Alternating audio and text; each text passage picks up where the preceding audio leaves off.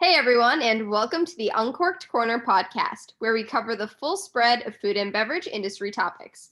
My name is Bianca, PR and marketing professional by day, and food and wine connoisseur by night. My name is Nick, an accountant with a passion for barbecue, beer, and whiskey. Today we welcome Thalia Ricci from Simply Sommelier to walk us through some food and wine pairings for Thanksgiving. In this episode, we cover everything you need to put on your table at Thanksgiving this year, whether it's just you or the whole family celebrating. We discuss our favorite Thanksgiving foods, what wines to pair with them, plus a little bit of surprise barbecue talk here at the end. If you enjoy this podcast, don't forget to subscribe, rate, and review wherever you listen to us. With that said, let's welcome Thalia to the show.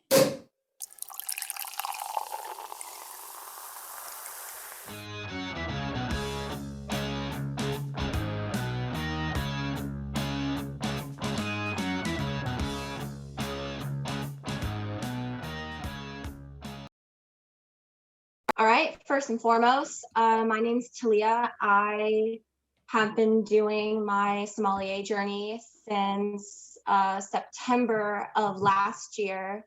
And it's just kind of like opened up the world for me, for the people that I've met, to the foods I've tried, to the wines I've drank, to just kind of like reaching out to the whole world. It's been a crazy, awesome experience.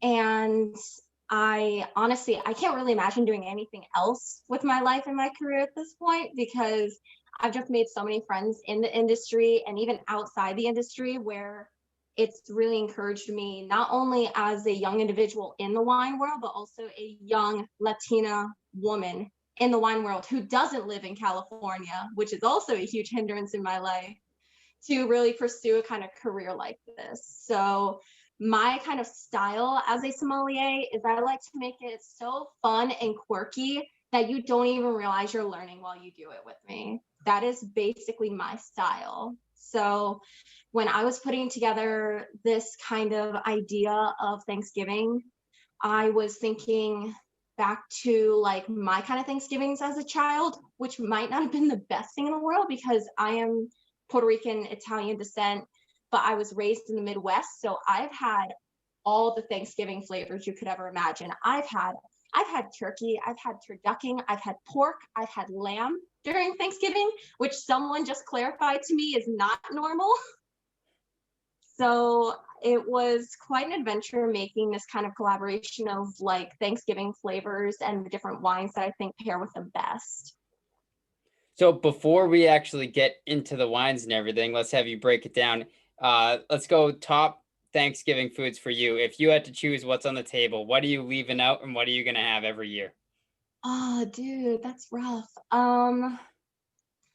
Okay, you know what? I'm gonna go hard against the grain. Get that turkey out of here. I'm sorry. We know Thanksgiving is all about those side dishes. Love you guys, but turkey is out. Main course, I'd probably go back to the roasted pork, like the whole roasted pork, but still with the tattoo, like complete Hispanic style. That was by far best Thanksgiving main course I've ever had, because instead of like all those turkey sandwiches as leftovers, we had Cubans for the next like week. So we were already winning like 2 times over. Side dish wise, I am actually a huge like rolls person. I am 100% croissants over dinner rolls or biscuits. And for greens, I can't leave green bean casserole. It's like a weakness of mine. I think those are all good picks. Yeah. I'm not a turkey person.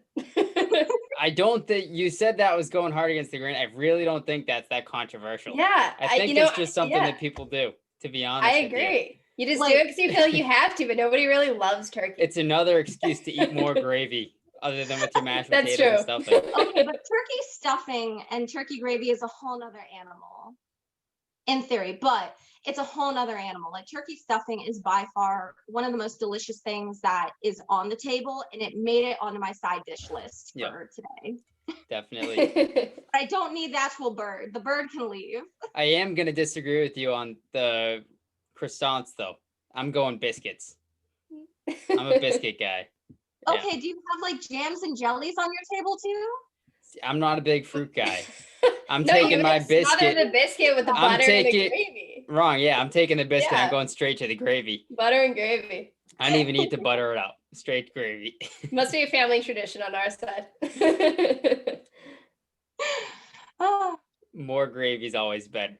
Now we'll let you do your thing and take us into some of the wines that you might pair with these top foods. okay.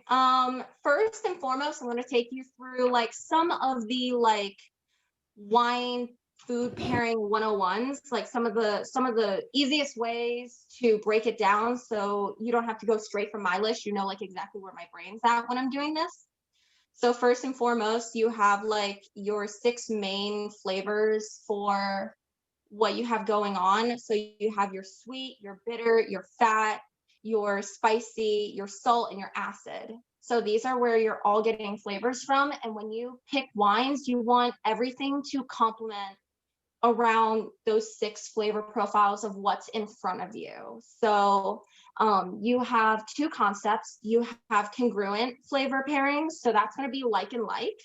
And then you have contrasting, which is obviously like your opposing forces actually complement each other very well. Easy example of this is like sweet and spicy food. If you've ever done anything sweet and spicy, it goes really well together. Same with every time that you've done like Cabernet and a steak, it's because the tannins in the cab like go beautifully with the fats of the meat. So that's where you're getting like more of those contrasting flavors.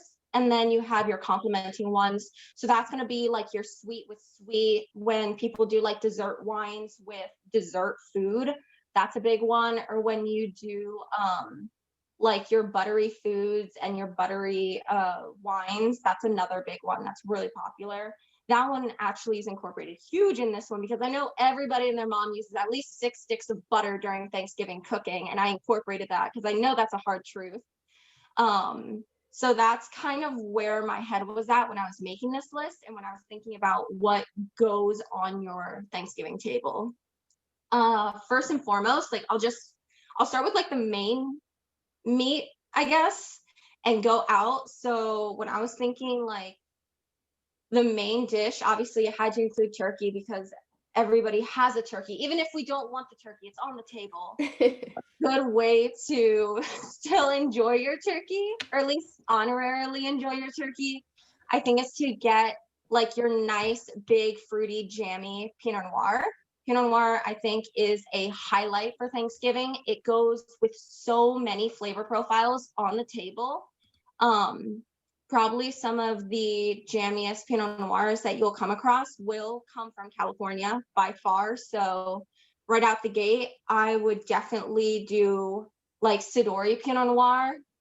And then you also have your Cloudline from Willamette Valley. That one also is a huge fruit bomb in a bottle. So turkey, unfortunately, is a somewhat bland, somewhat dry bird, and we really want to pump up that flavor and we want to give it life, so we can do that with wine.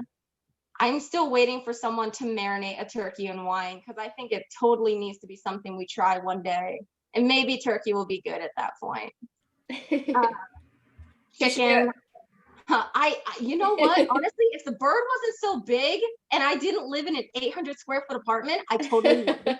I think we're both with you on that one. I was just discussing this with Bianca. So it's just going to be me and my girlfriend this year for Thanksgiving. So we have a place that just opened back up for the first time since COVID started this week. It's a Mexican barbecue place up here in Portland, Maine called Terlingua. And they're doing half a smoked turkey with a bunch of different side dishes and everything. So we're ordering that. That is so smart. I love that. And so I'm hoping the smoke. So I love to smoke meats. Bianca knows I'm a big barbecue guy. I always have my smoker and everything during the summer. So they're the only place I've ever found that's a restaurant that really does it right up here. So hopefully the smoked turkey can be a little bit better than the typical roasted in the oven. It's not going to be as dry. Hopefully it'll be a little bit better. So. I mean, just like this char and the smoke permeating the meat quality is like, I'm already a fan. Like, I'm really jealous I don't live in Maine right now. We're definitely excited for it. I know a lot of people also sometimes will do chicken at Thanksgiving, or they'll do chicken around the holiday season. And I think another really good one for that is like your big buttery Chardonnay. So that Chardonnay luckily is so diverse for what you can get out of it. It's really easy to find a really fantastic, affordable Chardonnay. I personally love Bonterra Vineyards Chardonnay. It's organic. They are super biodynamic. That is so important for the land quality of the wine. And you're not only supporting what they represent, but you're doing something good for the planet by purchasing and backing wineries like that. You also have a really easy to find one. It's called Shug. That one is also from California. It's from Sonoma Coast. I would definitely say that one is another fantastic one. If you want to go a little bit higher, Farniente, that's one that just about everyone's heard of. Farniente is a huge butter bomb. The quality in that wine is gorgeous. So that's also another stellar bottle to bring out to the table. I don't know how many people do roasted chicken or baked chicken during the holidays, but I do know I've heard people do it at all. So I wanted to at least include that one. Baked ham. I know baked ham because I've seen it. It has like little sticks of pineapple and cherries on it for some reason. I still can't figure out what that's about. But ham is so salty, and nothing goes better with salty than sweet. That's like such an iconic flavor in the food world. Everyone loves that combo. So for me, baked ham has to go with a sweet Riesling. Absolutely must. And it's so light. It's literally something that your mom, your grandma, your great aunt that's hanging out at Thanksgiving, they're all going to really enjoy a bottle like that because it reminds them of probably the more approachable wines that they've enjoyed all their life. So sweet Riesling is another really great one. I prefer to get all of my Rieslings from Mosel, from Germany. Very easy to find. Dr. Lucen is a very popular one. What was the other guy? Trimbach Riesling from Alsace. That's actually from France, but that's another really great one. I recently discovered another one. It's called Single Post, like, post office. And that is also from Mosel. And to this day, I still can't figure out why they called it that name. Very not Germanic at all. So that's another weird one that I found that is like really good. Have either of you ever had like ham around the holidays like that? I think we do at Christmas time. Christmas is usually. ham for us every year. Yeah. Christmas is ham? Christmas ham. Yeah. And Easter, of course, when you get into the spring. Not really like the lamb holiday. I thought lamb was the spring meat. Not for us, I guess. Our, I don't know. our family doesn't do lamb. I wish they did. We're actually doing lamb this Thanksgiving, though. So this will be my first time having a rack of lamb for Thanksgiving. I have lamb on my list, so you can try out this wine with your killer lamb this year. Will. If you want. So I'm gonna dip into my Hispanic heritage, and I also put roasted pork on my list. And roasted pork, very similar to my barbecue man down there. Definitely Zinfandel. So Zinfandel is a big one for me when it comes to any kind of roasted or smoked like meat, any kind of barbecue-ness. If barbecue is even pronounced in the house when you're eating this meat, you need to have Zinfandel. Zinfandel is a fantastic, bold wine. It's huge fruity nature. You have like red and blue and black fruit in there. And then you're going to have like all these other beautiful flavors that intermingle with that smokiness that just really complete the meal. So Zinfandel is a huge one for me. I really like the Prisoner, the Saldo Zinfandel. That one is absolutely outstanding. Deloche from California is another great one. I have in my house behind me, I actually have Turley. Turley Zinfandel is so iconic and it's so beautiful right from the bottle. That it's really hard to compete, like to find a better Zinfandel than Turley. And then last but not least, lamb. I would definitely say lamb needs to be enjoyed with Amarone. So Amarone is from Italy. It is made from drying out the grapes on mats, like via the sun. The sun dries them out completely. It's not something that they've modernized at all. And it creates such a rich and depth and flavor for this wine that it complements that very unique flavor of lamb, because lamb isn't quite as gamey as venison. It's not beef by any means. It's very unique. So I actually picked a really unique wine to go with it. So that one, also Amarone tends to be a little bit on the sweeter side. You almost get a figginess, black cherry and amaretto note out of Amarone. So it's such a crowd pleaser because you feel like you're drinking Cabernet, but you're not getting punched and kicked in the face by tannins. So a lot of people tend to really enjoy it. Sounds like something we'll have to pick up. Yeah, they can sometimes be a little expensive, but for me, I was actually able to find a really great one for like 20 something dollars. And most of the times the ones you're going to see on retail are like 50 to 70. There's a few that you can find that are like 20, $30 that are beautiful. So in your experience, you're at the holidays, and of course, people during the main course are stacking their plates with everything on the table. Oh, Do yeah. you tend to pair for the main meat, like the meat that's on the table, or are you kind of thinking big picture, like, okay, I want this because it goes with everything, or do you really focus on that main dish? I focus a little bit on everything, and I like to have everyone have like an empty glass in front of them and have I like typically round it to like 3 bottles. So you'll have like your 3 bottles that kind of like circle around the whole table. So a big one for your more traditional American Thanksgiving, they're going to have like the turkey, obviously. And then when I look at the table, I almost always see things that are super buttery, or you're going to have like your cranberries, your sweet potatoes, like those other like really like not fruity, but those very quirky flavors that are super easy to pair with. So for a traditional American Thanksgiving, I think all you need on the table genuinely is Chardonnay, Pinot Noir, and Riesling. I think that's it.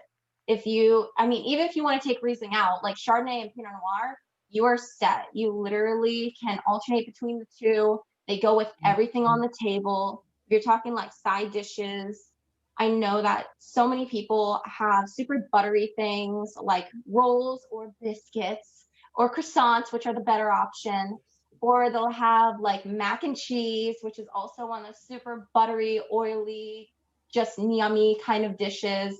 And Chardonnay complements that so well. You also have like your cranberry sauce or whatever for some reason cranberries make it onto the table, even though they're the weirdest fruit a la carte I've ever had in my life. They're a great garnish. They're good for photographs, but they're such a weird fruit to eat.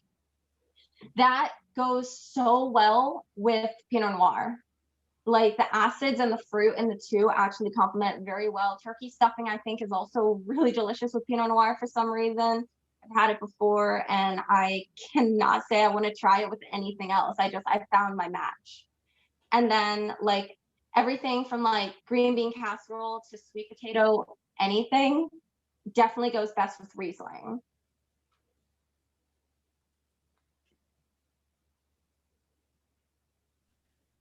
Nick, sorry, I knew Okay. you Nope. I was waiting for you, Bianca. We're not on tonight, Nick. Me and you need to get on the same page here. So when you're transitioning from your Thanksgiving dinner, because all those wines obviously are incredible, and it's great to have those essentials on the table. You're moving into dessert. Are you team dessert wine, or are you team cocktail, or are you team just sticking to those wines that you were already drinking at the dinner table? I'm actually going to throw you for a loop. And I actually circle my game around coffee drinks. So I make everything from like basically coffee cocktails to cream. So for me, like when I think of Thanksgiving dessert, it's the pie. It's the pie day of the year. Like forget actual like March 14th. This is pie day. And for me, you're gonna have like pecan pie is probably really popular, pumpkin pie and cherry pie. Very surprised cranberry pie is not on there. But pecan pie, I love nutty things with chocolate. So I've done like mocha martinis with like a chocolate drizzle. to go together with that. I think that was like a really cool one. Pumpkin pie, I actually really, really love with affogatos, where you just do the scoop of vanilla ice cream and you pour espresso on top of it. Just because I think vanilla ice cream and pumpkin pie already go very well together. And you have that super, super sweet pumpkin pie that like the espresso just goes so nicely with. And then cherry pie, I've done like an amaretto coffee with whipped cream on top. And that one was insane. I was very happy I brought the amaretto bottle that year. Well, Nick and I both love coffee drinks. I know that. Definitely. I can definitely agree with the those coffee on the back end. Of those three, Nick, what would you go with? I'm trying to get on the same page with you, since obviously our biscuit and bread roll dreams are out the window. All right, so here's the issue. I'm not a big dessert guy either. I'll have a couple bites of the pecan pie, but that's definitely my favorite. I love it, but I can't have too much of it. After a couple bites, I'm like, all right, too sweet. It's enough. I'm sick of it. I'm going dinner twice. I'm going back to the stuffing. I'm going back to the potatoes, more gravy, more biscuits. So he's that's not where my joking. head's at. He's been like that since he was like, yep, Nikki 2 dinners. That's me. Never ever had dessert. But yeah, coffee at the end of the night for sure is where I'm going, but I'm probably just drinking it straight. But the affogatos you explained, the espresso over vanilla ice cream sounds awesome. Honestly, it's just good on its own. I won't lie. That has to be something that I tap into in the middle of my work shift sometimes. I'm like, ooh, that's gonna help me get until the closing. What about you, Bianca? For dessert? Yep. Yeah, dessert or the coffee drinks or I love dessert. I am not a fruit person. I love chocolate. So I'm always anything chocolate. Not even a big apple pie fan. I know people love apple pie, especially at Thanksgiving. I don't like pumpkin. I'm like that person. That's like, I don't like pumpkin. You're like everything that Starbucks markets around. Yeah, they shouldn't market to me because I'm a bad person to market to. I've tried all the pumpkin. I've given it a shot, but it's just not my thing. I don't like it. I love cinnamon. I love chocolate. I love vanilla. I think those more rich flavors. I do love pecan pie. I think it kind of falls into that rich category. So I love anything coffee mixed with different liquors. I also like trying dessert wines. We do a lot with my fiance's family. They love trying new wines. So they're a lot of fun when it comes to taste testing at the dessert table. So we definitely do that. And I know one of my favorites, and I know, Nick, you've had that I tried very, very recently, was the raspberry wine from Neshoba. That's a fabulous, just like dessert wine, which is actually a fruit-based winery from up here in New England. So we have some really cool local spots that make some nice, like, fruity dessert wines. No kidding. I've seen so many fruit wines have been popping up here in Ohio. Like they're slowly trickling their way down, but I've seen everything from raspberry, cherry to peach to blueberry fruit wines. And for me, it's almost like, but wine is fermented grapes.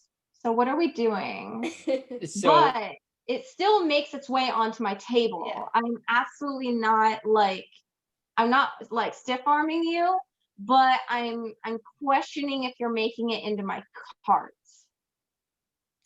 So that is kind of a debate that you could go down into. For example, the other night we were interviewing, we have a couple people coming to the podcast soon, both meaderies, honey wine. Ooh. And that's a completely different ballgame. That's what I'm actually drinking tonight. It's a honey grape wine from Ancient Fire Meadery out of New Hampshire. But this is something that, compared to even a lot of the wines, like, I think this on the Thanksgiving table would be great with any of the above foods, like all of it, because it's a little bit thicker. It definitely has some of that sweetness that you would get and you expect, but it doesn't have any of the dryness. It leaves this really nice mouthfeel after you're drinking it, and you could just drink so much of this. It's delicious. You can have it all night. And I just think kind of that extra, I don't know, it's something about the mouthfeel of it would pair really well with the turkey and the gravy and everything like that. No, I see where you're coming from. I mean, for me, so I'm super weird. I absolutely cannot stand anything extremely sweet, extremely salty, extremely spicy. Actually, I won't lie, my boyfriend makes fun of me because he thinks that most of my food is super, super like nasty bland, but it turns out that I am probably a super taster. I probably have way too many taste buds, and even like just plain black coffee tastes painfully bitter to me. So it's something that I've always struggled with. So for me, when the first time I ever tried mead, I thought it was straight sugar syrup with a little bit of like neutral wine spirit. It knocked my socks off with how sweet it was. So for me, I couldn't handle doing that much sweetness all night. Definitely something I'd limit to like a part of the meal, but it's not something I could do all night. A lot of people actually do enjoy sweet wine. They do enjoy having a more approachable kind of wine. That's kind of like the whole like young people argument that young people don't drink like good wine. They're stuck in like white zin or Moscato land. And like for me, mead is not an end of your wine journey. It should be like a stepping stone into the wine world. By no means it should be the end. I think it stands I'm with alone. you too. I like the mead, I do, but it definitely has a sweeter flavor, and I'm so used to drinking like really bold red wines. Like I love red wine. I think I don't even really like a lot of white wines, and for me, it's like mead was almost. It was so different that when when we started tasting that, and I just tried mead for the first time on our on our podcast, it was so drastically different. But Nick is not quite as into wine, so I think for him it was like they're both very new, you know what I mean? So he's like kind of tasting everything, and I think for me it was like, and that's the right thing to do. Just literally taste everything and taste it 3 times, because your palate is always changing, and it's like unsettling with how much and how different your palate will change from like your experience through wine and how you acclimate to what you've become accustomed to. It's insane what you will enjoy later. It's also super important the order that you try things. I actually just came across this problem. I want to say 3 weeks ago when I was organizing a tasting before, COVID like completely shut down Ohio. I was setting up a wine tasting with one of the local shops around here, and I found all my wines and I was lining them up to taste. And I know I love the Chardonnay. But when I tasted it, it tasted like this bland grocery wine that I've had in the past. I'm like, okay, what's wrong? Did I buy like a bad bottle or something? And my mistake is that I had a super sweet Riesling before. So now when I went to just like a really beautiful, elegant Chardonnay, it tasted bluff to me. And it was the funniest thing because I really thought I bought a bad bottle. But like the order you taste things is so crazy important for when you're doing this kind of thing. So for me, that's also a super big point to like make sure if you're doing any kind of like tasting event or you're trying to do like a food and wine pairing, like the order of the food is so important too.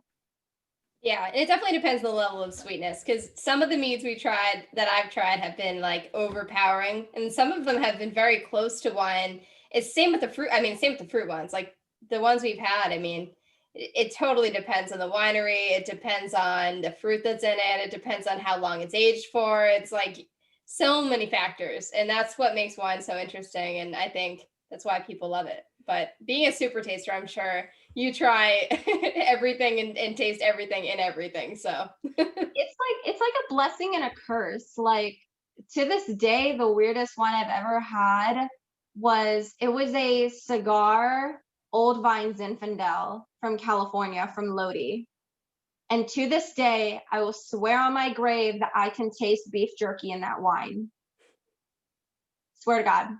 Tastes like beef jerky. That's a really interesting taste. It is the strangest flavor. And I've tasted everything from barn to wet rock to mushrooms in wine. To this day, the weirdest thing that I can ever say word for word is that I've tasted beef jerky in a wine. Someone probably dropped this triple leather in there. Yeah, and with the mead, so I feel I'm not a big sweet guy. Like I said, I'm not really into desserts. I'm not into super sweet wines either. I do enjoy a nice like dry wine and everything. My go-to drinks are beer and whiskey primarily. So Ooh. I'm no stranger to like, going down into some odd flavors that a lot of people are kind of afraid of.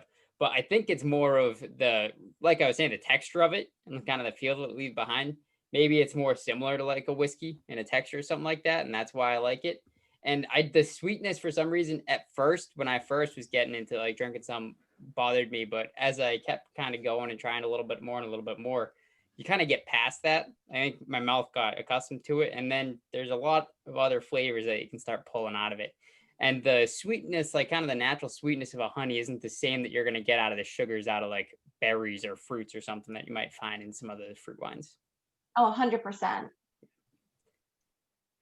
No, but the mouthfeel, wait, when you're talking about the mouthfeel, do you say so you know the whole rule of milk when it comes to wine. Do you know what I'm talking about? Nope. Enlighten Okay. us. So a really easy way to deduce like the body or the mouthfeel of your wine is to think about what it feels like when you drink like 2% milk to or skim milk to 2% milk to whole milk. So like your 2% is your like, or your skim milk is like your lightest, least covers the tongue kind of wine. Your 2% is more that middle ground. And then whole milk, you feel it everywhere. It coats everything in a nice thick coat before it goes down. So like on that scale, where does mead fall? Is it like light bodied to you, mid body, or full bodied? It's definitely full bodied. Yeah, it definitely is. It coats everything: your tongue, the cheeks, your roof of your mouth, the throat. It's the honey in it. Yeah. Yeah. So that like makes so much sense when you're saying that you're a big whiskey person, because like the whiskeys I have in here, this is my beautiful little bar cart. I have like I love my Woodford, I love my JML, but I also love my Buffalo Trace. So for me, when you were like describing the mouthfeel, I was like trying to think of the whiskeys, and yeah, that's definitely very similar. And the only other full bodied wines that you're going to get out of that most frequently are those big, bold, tannic, peppery wines that probably aren't your jam. Yep. So, Makes but sense. if you end up doing Thanksgiving with Bianca, or she sends you leftovers, try that MRA and lamb combo I'm telling you about. Oh, I know. change I'll your have to life. have her ship me up some of that lamb. I'll meet her halfway to mass. Yeah. It's good. Paul's family like just got into lamb not long ago, and it has been like my Nick and I, because we grew up together, our parents don't do lamb. Like we don't really even do pork or ham. I mean, we we just did turkey, and sides were a big thing. It's just like we love sides. I love sides. I don't know about Nick, but when it came to like those flavors, I mean, when you're introduced to them later on in life, I feel like they're so much more interesting because it's new, so it's still new for me, but I don't know. I'll have to bring some to you, Nick, because it's very good. Yeah. I'll have to trade you some of my adobo royal trumpet mushroom stuffing. Yeah, that's going to be gone by the time I get there. We both know that. Maybe some of the slow braised collard greens with pork belly. I'll be eating good Thanksgiving. I'll be all right. Okay, hold on, back up. You said collard greens are making it on your table? As part of this, so like I explained, so the Mexican barbecue place, they're doing that Thanksgiving box. So I ordered it from them, and I'm gonna pick it up. That's how I'll get the smoked turkey. We got 1 pound of smoked andouille sausage, adobo royal trumpet mushroom stuffing, jalapeno maple cranberry sauce, which I'm a big spice guy, and I don't normally like cranberry sauce, so I might actually like that one. Slow braised collard greens with pork belly, classic whipped potatoes, home style gravy, Parker House rolls, and a house honey butter. That's my Thanksgiving meal right there. And this is why Nick's intro is barbecue, beer, and whiskey. Oh man, that is fire right there. You caught me at that jalapeno cranberry sauce. Like, what? You're going to talk about that to me? Like, all the way here in Ohio? I don't have anything like that within miles or states away from me. And now that's just going to haunt my food dreams. Thank you, Gotta Nick. get out here to Maine. Terlingua barbecue. It's the Portland, place to Maine go. has Isn't it the incredible land of restaurants. lobster? They have Huh? great food. Isn't Maine the land of lobster?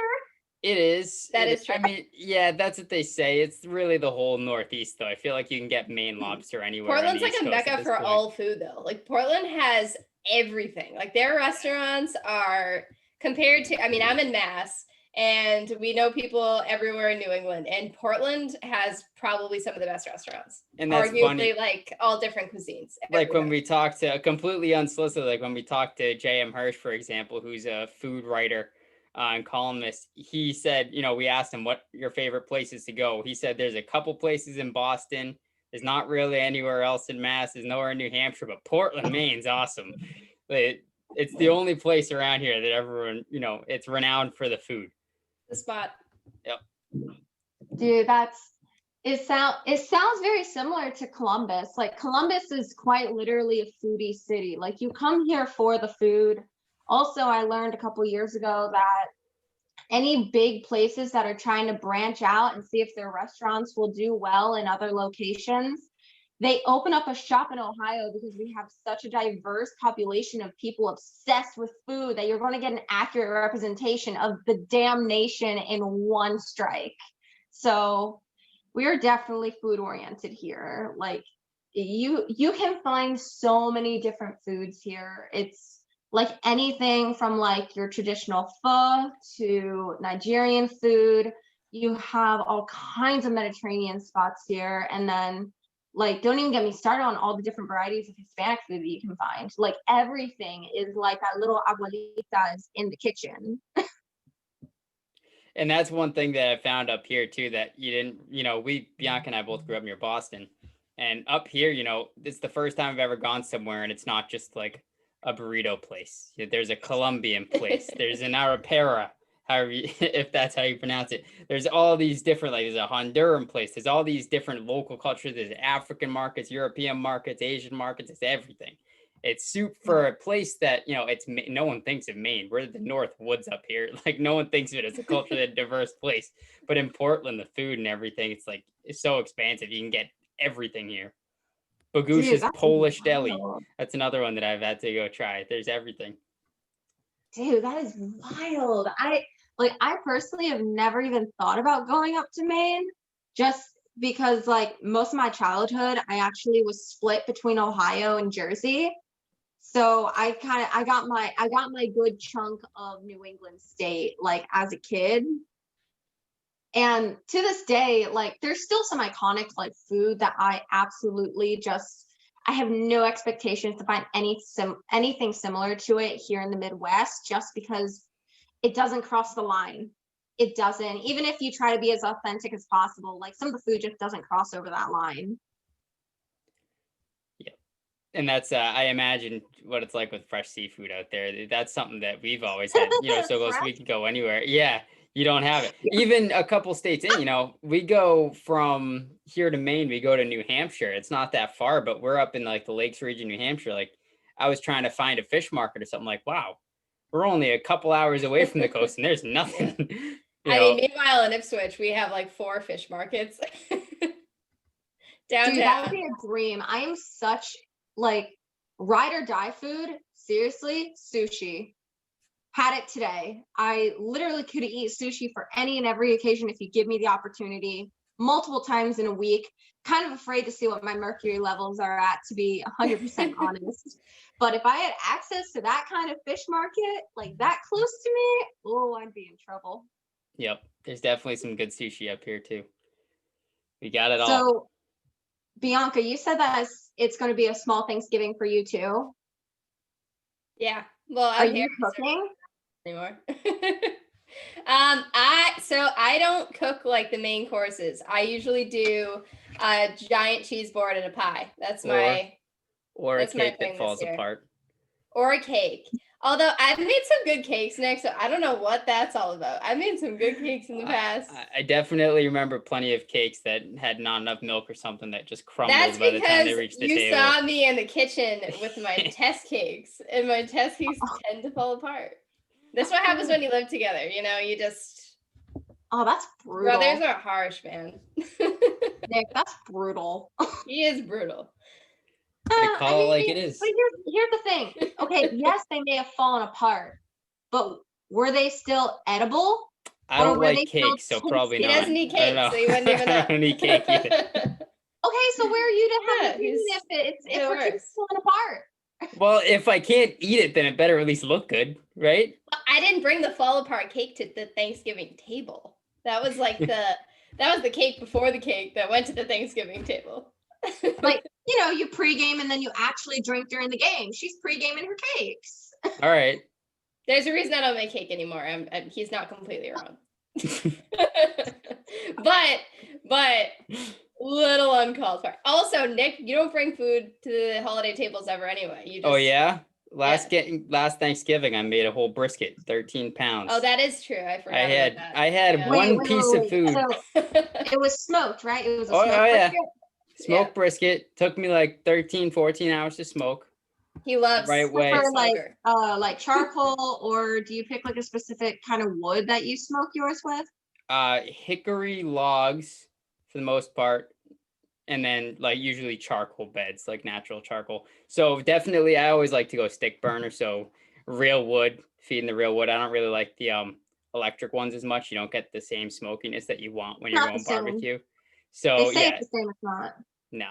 So you go a bed of the natural lump charcoal, and then you feed the actual logs ongoing, and I'll usually just get like the seasoned hickory logs or something.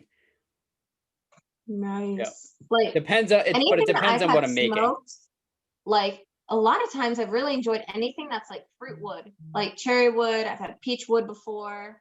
Like any of the fruit woods, for some reason, I really, really gravitate towards. So they are much more mellow, and they don't. So there's kind of a scale, kind of like, all right. So we're getting out of wine and getting into smoking. I can get into the technicals on this stuff. I'm sorry, they do go well together. So you have and really food and wine go hand in hand. No, it's perfect. I'm just saying. Occasion. You can talk about wine all day. This is my expertise. I can talk about this stuff. I don't know anything about wine, but this I can go into. So mesquite is about as smoky and as harsh as you can get. So you only want to use mesquite on like something like a brisket that can really handle that extra smoke, because it's only on the outside. It's not going to penetrate, and brisket's flavorful enough that can handle it. If you're doing anything you want to lighten up the wood as you get into lighter foods. So as you're gravitating into pork, that's when you're going to want to go with more like a cherry or a pecan. We talked about that a little bit earlier. That's a fitting one. Anything like that. Hickory is on the smokier side, but not as harsh as mesquite. That hickory is my favorite overall when I'm going for either a brisket or if I'm going for a pork, like pulled pork or something like that, or ribs for sure. And then if you're doing chicken, you want to go down into like an apple wood or a cherry or something like that. Keep it light because you don't want to overpower it. So now I understand why I absolutely don't like overly smoked food, because it's just way too strong for me. Yeah. It's anytime I see mesquite on a menu, I usually stay away from it because I know that it probably means it's overly smoked, and they're trying to find, I don't know if it's an excuse for that or whatever, and they're just calling it that or what, but hickory's usually good, but can be strong depending on what you're doing it with. But I kind of stay away from hickory. It's a little too much. That is hilarious. I'm doing a little self-discovery right now. No joke. Because I've never known the science or the levels of that kind of flavor profile. Because for me, smoke is its own identity. Like it's hard to replicate anything but the real thing. So for me, it's like really funny because I do love smoky wine and super smoky liquor. Like my go-to liquor when I go out is actually scotch.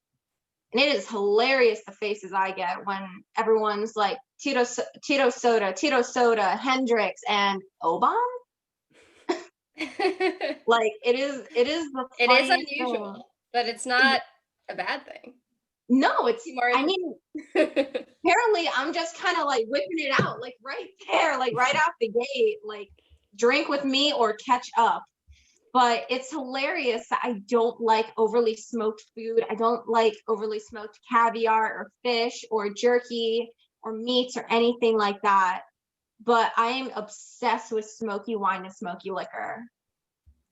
And it all comes down to, I guess, the amount of smoke that you do. And you can have something that's smoked, if it's used even with like a mesquite, if it's done right and it's not, overly smoked, you didn't make it too dry. If you really do a good job on it, it'll be fine. But it's just tough to find anywhere. I don't care where you are in the country, unless you go to the right spots. It's tough to find somewhere that actually does smoking the right way. And if you're not doing it at home and you can't control it yourself, like there's plenty of things that I've smoked that came out great. And then there's a couple things that I've done that are like, yeah, I'm always my harshest critic. So I can tell, even if everyone's like, oh, this is great. I'm like, it's not as good as the last three I made. So something's up with it. It's a personal standard. Yep. But that's why when I go to restaurants or something, especially specifically barbecue places, I can tell pretty much when I walk up, I'm like, is this going to be good? It's going to be not. There's people that I'll talk to, oh, this is the best place. And I'll show up. I'm like, all right, I'm hopeful. Everyone says it's going to be the best. I'm like, what is this food? How are you passing this off as barbecue? This is terrible. But you have to, really think about what you're eating when you're going to judge it like that. And you have to pay attention to the right stuff. So, sorry, this is also another question. I've never actually gone in depth with anyone that knows anything about barbecue. So I'm just getting in all my little questions now. You're free to not care about this. But seriously, is it barbecue? Does it have to have barbecue sauce on it? No. No way. And Thank you. And the best, Thank you. honestly, so one of the best things I make is pulled pork. And there's actually like a smoking meat forum online that I've been a part of in the past where you can, everyone shares their recipes and things they do. And some of the best barbecue I've had is actually no barbecue sauce. When I do ribs, I don't put barbecue sauce on them whatsoever. I don't even like barbecue sauce. I am so pro like smoked meats with no barbecue sauce, just seasonings. Yeah, I mean, Thank so when you Yeah. season it right and you put the smoke on it, you don't need that. So when I'm doing ribs, it's a little bit of mustard so that the seasoning sticks on it, which you don't really taste. It doesn't come through. It just helps the seasoning stick, so you get a nice bark on it. And you do like chili powder, cayenne powder, black pepper, white pepper, salt, sugar, white and brown sugar for sure are the big things when you're trying to get that good bark. That's what really it caramelizes and leaves that nice thick black and the color bark on the is so top. much richer. Yep. So that's what you go with that. And if you're doing all of those spices and you're smoking it, you don't need extra sugary, ketchup based barbecue sauce on top of it. Because that's what it is. I learned that actually when I first started getting into smoking meats, like barbecue sauce, it's just kind of like ketchup with added sugar and different things, and like Worcestershire sauce. It's still tomato based. Was just added sugar. And it's more. It just has some other stuff. You just don't need it. If I'm putting 2 cups of sugar in my blend when I'm adding it to the meat, you don't need that. And then another one that I do is the pulled pork. I don't typically like to put barbecue sauce in that either. I always serve it like, if you make a pork butt, for example, a pork shoulder, and you make it pulled pork, it's about 8 pounds. That's plenty of meat. You can split it up. So I usually split it up into 3. I'll do a sweet barbecue sauce, a spicy barbecue sauce, and in the middle, the other one that I'm going to do is just it's called a finishing sauce, which isn't really a sauce. It's just actually the drippings from the meat mixed with basically like apple cider vinegar and some other stuff. And that's all you need. Because that, when you mix it around, it gives it that nice, tang that you want out of the vinegar, and adds a little bit of extra kick to it instead of just having the meat straight, but you're not drowning with barbecue sauce and the actual flavors of the meat are coming through. Okay, so it's like when everyone does like either the gravy from the can, or you actually make the effort of making your own turkey gravy from the gristle, from the drippings. It's so much better. So it's like that.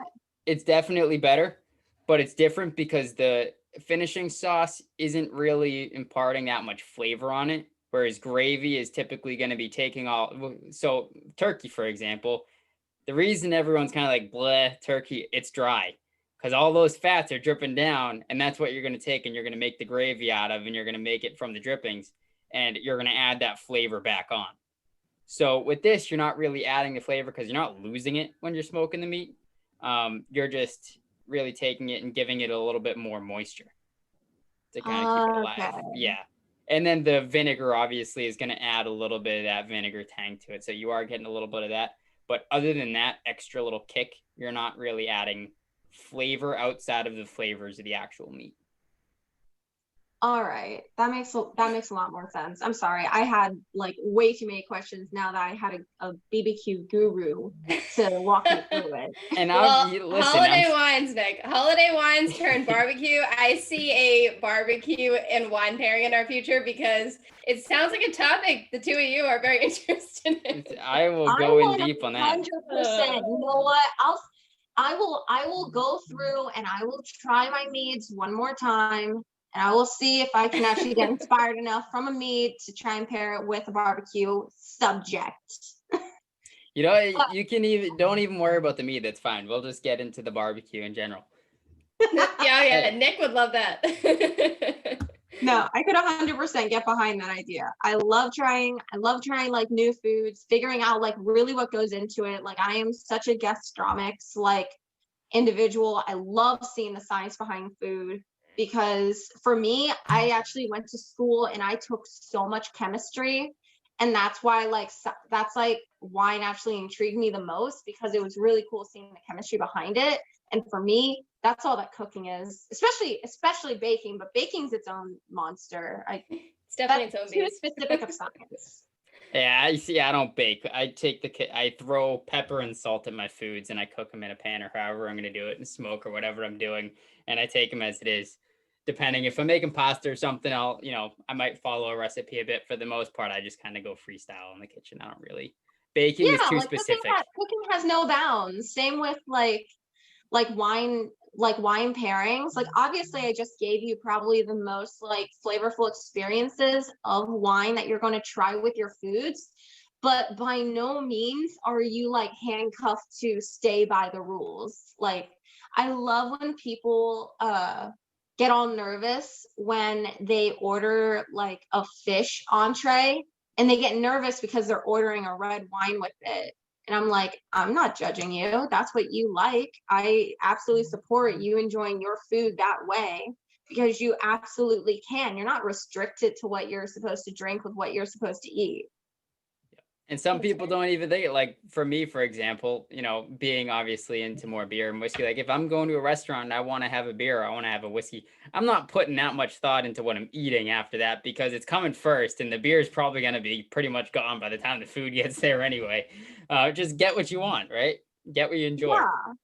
Yeah. And that's like another really, that's like another good point, is that like, as a somm, I get asked all the time, like, what's your favorite wine? What's your favorite like region? What's your favorite whatever? And it's such a weird question now that I've been in like the wine world for so long, because what's great to me might be your worst nightmare. Cough, cough, biscuits and croissant rolls. So it's like completely different from every person. And some people really are like tied into the whole like you have to pay for quality, when that is 100% not the case. 70% of the time, yes, I will say that is definitely what is happening. You're paying for a better quality. But for me, a great wine is solely distinguished by what makes it great to you as an individual. Like hands down, I was just talking about Farniente Chardonnay. Is it my favorite Chardonnay in the world? No, my favorite Chardonnay in the world is by far, it's a $5.99 bottle of Chardonnay that I got when I was a college student living with my sister, and she was so anti-white wine, and this was the first white wine that she enjoyed with me. So by far, that is my favorite Chardonnay right there. And it's inexpensive. It's not from a reputable Chardonnay region. It is literally, but it's still delicious. It still goes with so much food. And it was also very broke ass college student friendly. So that made it even better. So it's really, wines are solely distinguished of being great by what makes them great to you as a person. Wine is very personalized, in my opinion. That's right. We can definitely agree with that. And I think that is true for holidays as well. So for everyone who listened, we're going to put all the links. We'll probably put a blog together for this one, I think, because that way you guys can have a list of all the wine pairings and the wines that were recommended. And then we will also include a link to your socials. So if you want to let us know where everyone can find you. Oh, yeah, yes, that's important too. So my Instagram handle is at simply Simply sommelier Sommelier. IER. So just simply sommelier. Awesome. And we are so excited to hopefully welcome you back on for a full dive into all things wine and barbecue. It sounds like it is an episode that you guys would love and that our audience would definitely love because they love hearing about food and wine. So let us look forward to that. Yeah. No, absolutely. We definitely hijacked it with the barbecue. We're going to have to give it its own highlight. It needs its own highlight now. I mean, it's in your intro, Nick, and it was part of this conversation. And I think it's about time that we bring it to waiting for this moment for months. Yeah. You're welcome for opening the door for you, Nick. Thank you. Again, thanks for coming on. We had a great time. Till next time. Cheers. Cheers. Cheers. Follow us on social at Uncorked Corner and on the blog at uncorkedcorner.com for a taste of more food and beverage content. And if you enjoyed the show, don't forget to leave a comment, subscribe, rate, and review on whatever podcast platform you prefer. Thanks for listening.